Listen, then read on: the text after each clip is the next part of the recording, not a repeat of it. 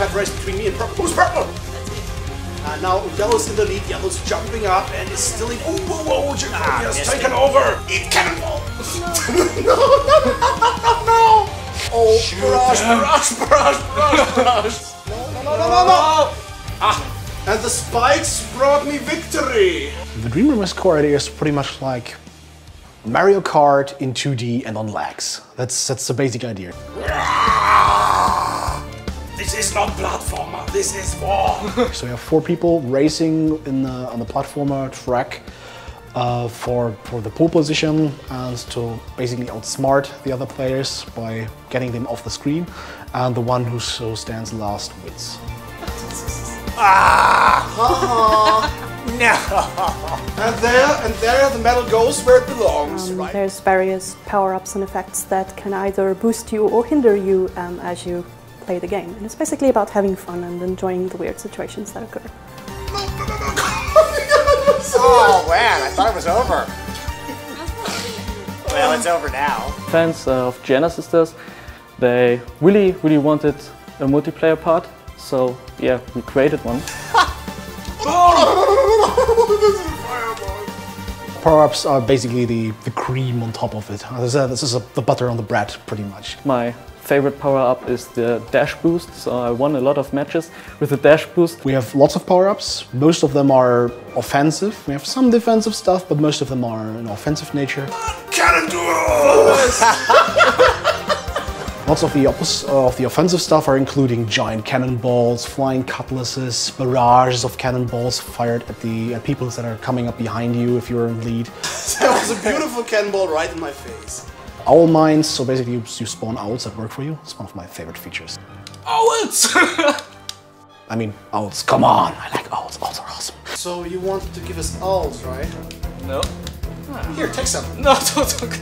You can have an advantage, but just because you're in front now doesn't mean you're going to be in front in 5 seconds. Oh! No! Yes! Yeah! So you usually have to keep on top of your game and keep an eye out on what your competitors have and what they're going to do, so you can kind of predict on what they're going to play, and so you can prepare for it. So for instance, if you know they've got a stunning attacks, staying close to them is probably a bad idea. Yeah! No! Hit him! Oh, remember that guy? I saw you got me. From the game session we just had, I think the most difficult players is basically any designer for a level. So if they're there, you know you're in for trouble. Didn't you know I feast on the tears of players? I think since I build the levels, I basically know the little tricks in those levels, pretty much. I set them up so that players can figure out them by themselves and draw advantages from that. I think probably very good players really will outsmart me, because there might be even situations I wasn't thinking about it. But of course, if you play against me for the first time, I probably have an advantage, except I let you win. I did it! I did it! Jacoby did it too. I have to say. Wait that amazement from your voice. I have to say I'm impressed. I'm really impressed. This is probably one of the most difficult passages in the whole game. 2 weeks ago we had a little tournament, so just in the company, and yeah, so I was in the finals against the QA, so the tester. So, and yeah, he's playing it every day. And now it's super hard to play against the people, you know, the level designers who just made all the levels.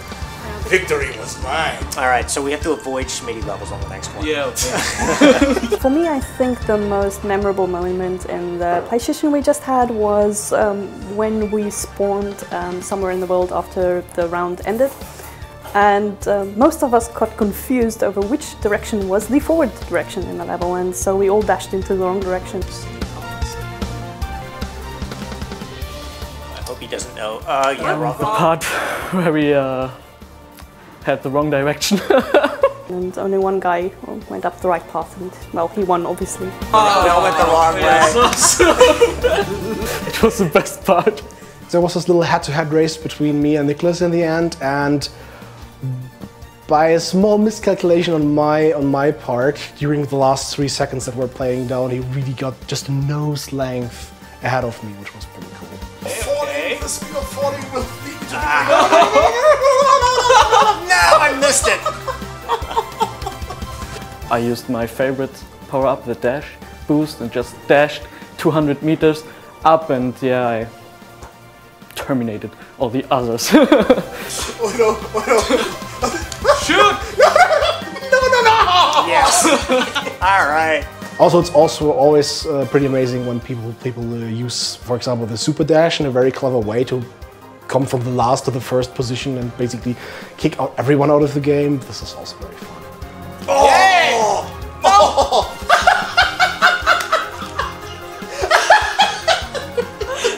That was pretty good. Come on! Even like slamming him repeatedly under the water couldn't kill him. That was just terrible.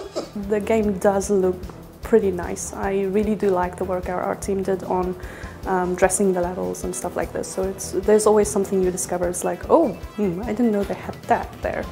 It's really this competitive feeling of outsmarting and outplaying other players with your skills, and it can actually lead to some really fun situations. It's a cool thing that you can play it local, of course, and online, but meet your friends, turn it on, play and have fun.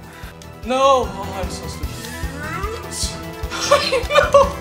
Come on! Yes! No! Yes! Yes!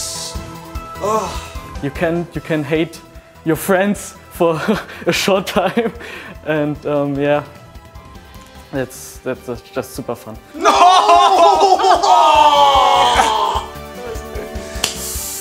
I'll take Bloody that. well done. I'll take that. Bloody well done. I think basically everyone who enjoys platformers is a good start for that.